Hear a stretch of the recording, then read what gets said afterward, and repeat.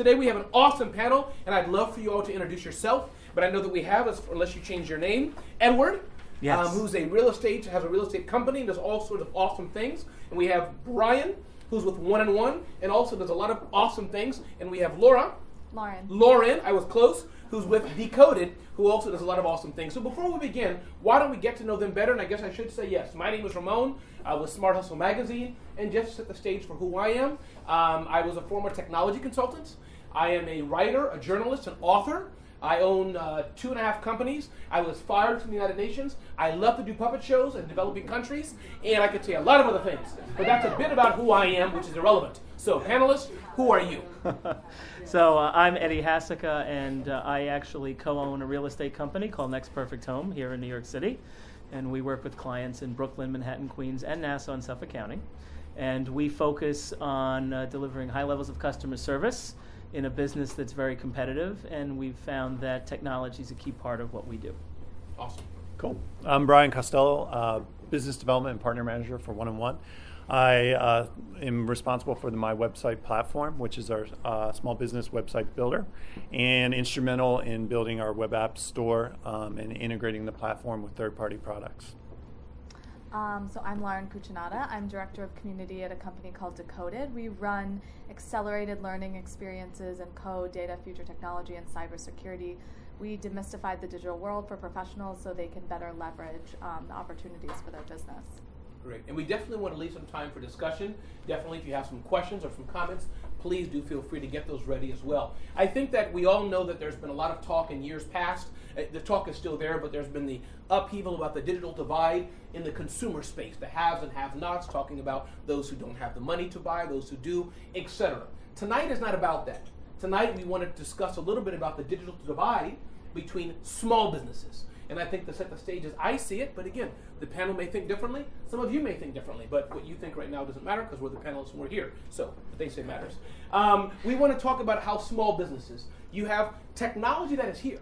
It's already out there. 1&1 does this. Many companies offer the technology.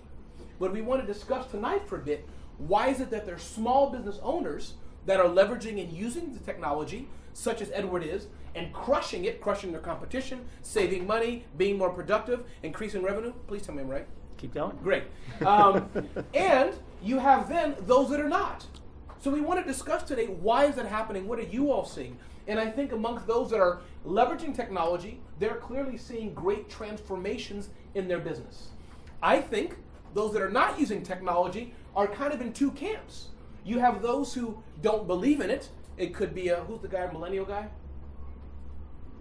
Yes, Mr. Millennial guy who helps people with millennial issues, whatever that means. Did I screw that up? Is that about right? That's right. Okay, all right. You have those who, and it could be a generational thing, those who are not leveraging technology because they don't believe in it, they don't understand it. But then you have those who are not using it because they just don't have the time. They don't think it's worth their investment. That's how I think set the stage. So, Edward, let's start with you, Edward, talk about as it were, the positive side. You have a real estate company, which can be one of the most boring, arcane, oldest businesses in the world that I don't understand at all. It's just crazy. Having said that, welcome to the discussion. Well, thank you. Thank you very much. You're welcome.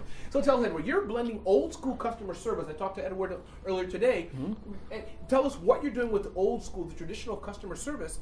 But I think what's also nice about Edward's story is he's blending technology to rocket it, maybe in ways that your competition is not. Briefly talk to us about that, what you're doing. Well, I think, in real estate, we have a whole range of different generations that are buying, selling, renting, you name it. So we'll deal with people that are, just turning 20. I'll deal with people that are in their 60s and 70s. So we have a very large range of clients with different expectations and usage of technology. I think the challenge that businesses face with technology is many of them look at it as a replacement for customer service. For example, how many of you have ever called up on a telephone, pressed a few buttons, and waited on hold for about an hour, right? Or you've been sent to a VRU where everything is interactive by pressing buttons. Voice response systems, right? So I think, unfortunately, sometimes technology takes the human element out. So what we try to do is make sure we're leveraging technology to get the information to our clients that they want, right? This idea that a customer cannot find out about a listing of real estate is ridiculous. There is a common thought process that real estate professionals have that I am the gatekeeper of information. You will come through me, and by protecting that information, I will make sure I do business with you. Well, that's completely ridiculous, right? You can go online now. There are websites in New York City and around the world where you can see a lot of information about real estate. That's not the value. The value is just because I give you information doesn't mean you know how to interpret it. Okay? And what we find is the value is we get that information out. We get it to people so that they can get to it, but then we help them understand what it means. What does subletting mean? If I buy a piece of real estate, it says I can have a pet. What are the implications of a pet in Manhattan? I have a very big dog. Can I take it anywhere, right? Simple little things.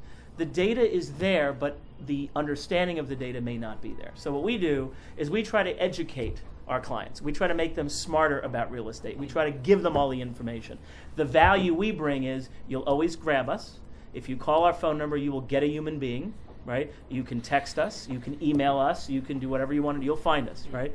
But we know that a millennial wants to have the information in front of them, for example, and they want to be able to look at it, and they want the digital experience.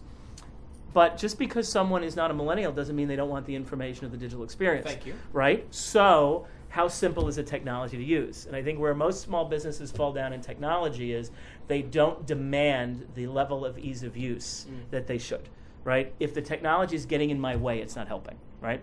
So that's why for us, we will use technology. We're constantly seeking technology. We have revved our website twice in the last couple of years because we weren't satisfied. We are not satisfied. We want to deliver the best digital experience with the same level of reach, knowledge, expertise, and also, frankly, anonymity.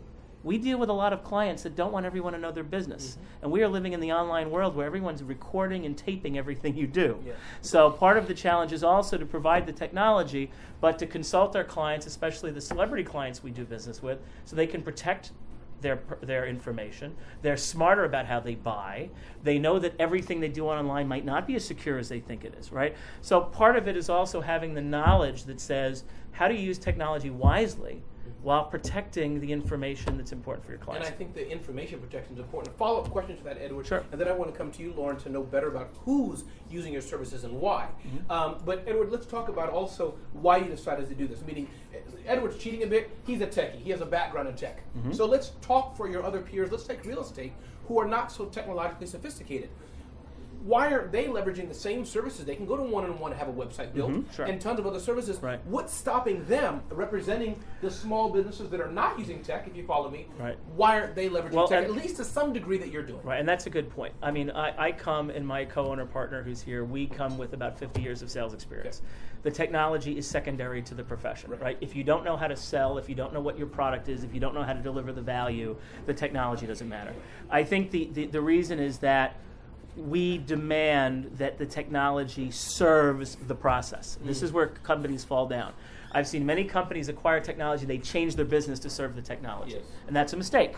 Because if you have a business process, which we're constantly refining ours to deliver a higher level of service, the technology is to support the process.